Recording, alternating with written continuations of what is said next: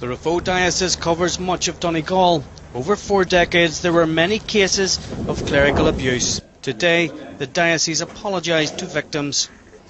Insufficient emphasis was placed on the needs of victims, often in a misguided attempt to protect the reputation of the Church. There were frequent cases of delay or non-reporting of allegations and complaints about child sexual abuse. And we are truly sorry for the terrible deeds that have been inflicted on so many.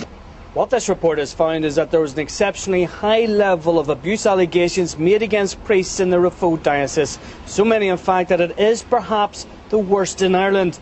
There are now robust child safeguarding measures in place in Raphoe, but for victims, that's come too late.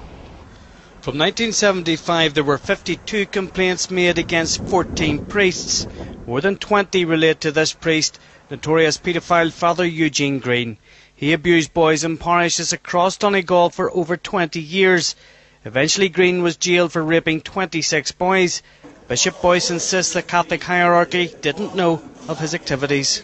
And that is amazing. I mean, that is amazing, and it's very hard to credit that he could have done such destruction, if you like, on young children, and that no word was ever passed along. This abuse survivor challenged the bishop. He says victims in Donegal want a full, independent judicial review. It didn't go far enough. I myself personally will be asking for a state inquiry into this.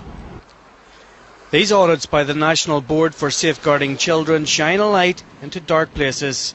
But not everything is being revealed, and some victims question the report's independence. It is the Church investigating the Church. I don't believe that the Church can fairly investigate the Church, particularly when the Church draw the rules. And when the Church decide what is released and what isn't released, who's available for comment, who isn't available for comment. A separate report into the Derry diocese suggests bishops protected the Church rather than those claiming they'd been abused.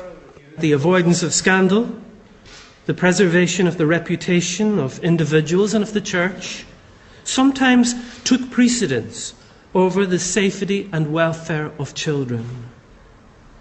This has disgraced us. The Derry diocese saw 26 priests face more than 30 allegations of abuse. No priest was convicted, but a number of out-of-court settlements were made. Garth Wilkinson, UTV Live.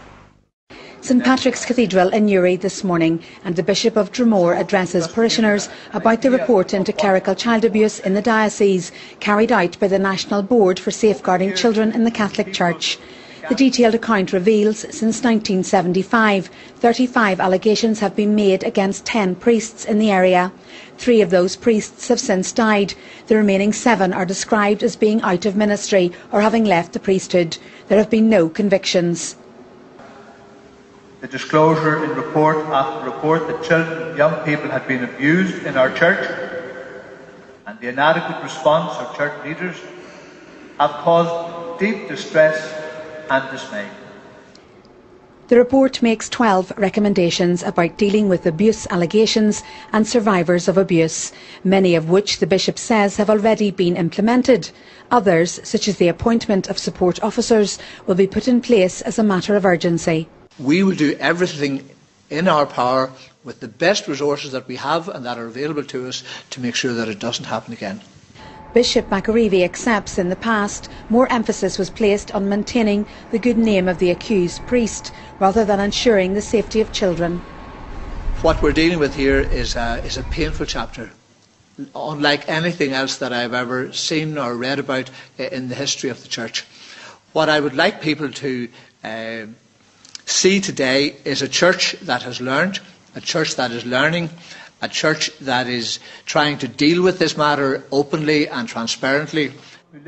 Those attending the Mass said they're glad this extremely distressing issue is finally being confronted by the Church.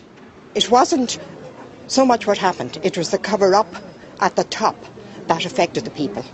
That's what affected them. This is being dealt with now. Well, there's lots of things to be done yet. Well, I'm glad it's been tackled. Glad it's been tackled. It's went on a long time, like people didn't know about it. The Bishop of Dromore says he hopes this report will give reassurance to people that things have changed, but he understands that lives have been shattered and it may take many, many years before that trust can ever be rebuilt. Jane Lockery, UTV Live, Newry.